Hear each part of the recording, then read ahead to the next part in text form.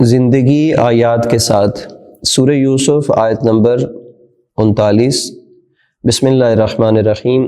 یا صاحب السجن اارباب متفرقون خیر ام اللہ الواحد القہار۔ اے میرے زندان کے ساتھیوں، کیا متفرق ارباب بہتر ہیں یا اللہ واحد و قہار بہتر ہے؟ اس سے پہلی والی آیت میں حضرت یوسف علیہ السلام فرماتے ہیں کہ میں نے اپنے آباء و اجداد ابراہیم، اسحاق اور یعقوب علیہ السلام کی پیروی کی ہے۔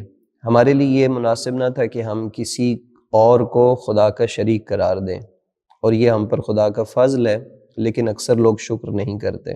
اس آیت میں کہ جو آپ کی خدمت میں بیان کی ہے، حضرت یوسف علیہ السلام اپنے زندان کے ساتھیوں کے ساتھ توحید کی دعوت دیتے ہوئے اور شرک کی بحث کرتے ہوئے یہی سوال کرتے ہیں کہ کیا کئی معبود، کئی طاقتیں، کئی مراکز اقتدار بہتر ہیں یا ایک اللہ جو واحد بھی ہے اور قہار بھی ہے؟ ارباب متفرق یعنی منتشر خدا، متفرق معبود، یا وہ طاقتیں کہ جو انسان کو ٹکڑوں میں بانٹ دیتی ہیں۔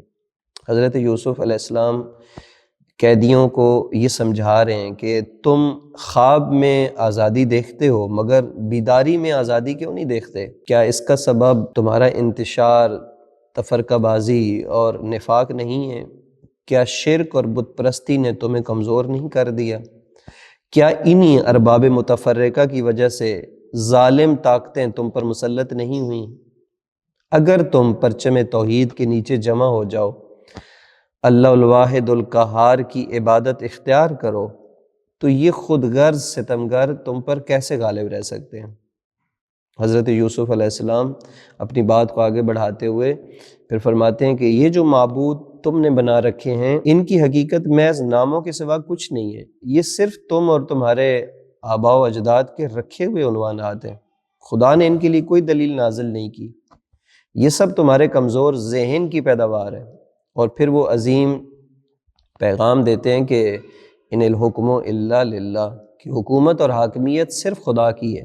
یہ جملہ یعنی صرف عبادت کی بات نہیں کرتا، حاکمیت کی بات کرتا ہے۔ یہ معاشرت، سیاست، ثقافت اور نظام زندگی کی بنیاد بیان کرتا ہے۔ لہذا توحید کا مطلب ہے عبادت میں اخلاص ہو، معاشرے میں عدل، اور حکومت و حاکمیت الہی معیار کے مطابق ہو، ثقافت میں پاکیزگی اور توحیدی ثقافت ہو، اور غیر خدائی طاقتوں کے سامنے سر نہ جھکایا جائے۔ حضرت یوسف علیہ السلام بتوں، طاغوتوں اور فرعونوں کے سامنے جھکنے سے انکار کرتے ہیں۔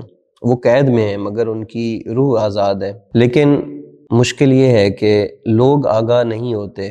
اس عدم آگاہی کی وجہ سے شرک کی بھول بھلیوں میں سرگرداں رہتے ہیں اور خود کو غیر اللہ کی حکومت کے سپرد کر دیتے ہیں۔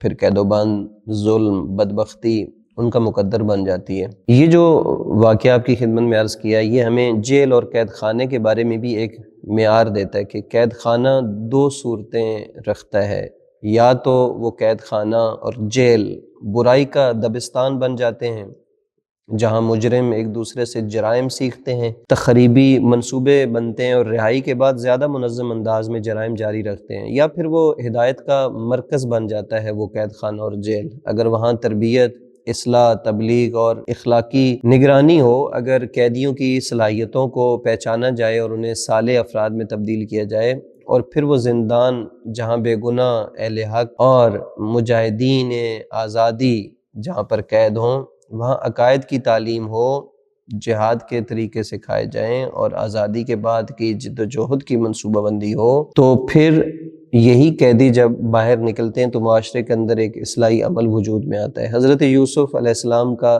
زندان ایسا ہی ایک زندان تھا جہاں قید خانہ مرکز ہدایت بن گیا۔ بس اس آیت کو اگر ہم خلاصہ کریں تو یہ ہوگا کہ شرک انتشار پیدا کرتا ہے اور توحید وحدت پیدا کرتی ہے۔ ارباب متفرقہ ظلم کو جنم دیتے ہیں، جبکہ اللہ جو واحد ہے، قہار ہے، وہ عدل اور آزادی عطا کرتا ہے۔ اور قید خانہ بھی ہدایت کا مرکز بن سکتا ہے اگر وہاں توحید کی صدا بلند ہو، اور وہاں پر اگر کوئی صالح انسان موجود ہو تو اسی قید خانے کو ایک مرکز توحید، مرکز عبادت، مرکز ہدایت بنا دیتا ہے۔ لہٰذا اگر ہم اپنی زندگیوں کو آزاد کرنا چاہتے ہیں، اپنے معاشرے کو ظلم سے پاک کرنا چاہتے ہیں، تو ہمیں ایک ہی مرکز اختیار کرنا ہوگا، اور وہ مرکز اللہ الواحد القہار ہے۔ والسلام علیکم ورحمۃ اللہ وبرکاتہ۔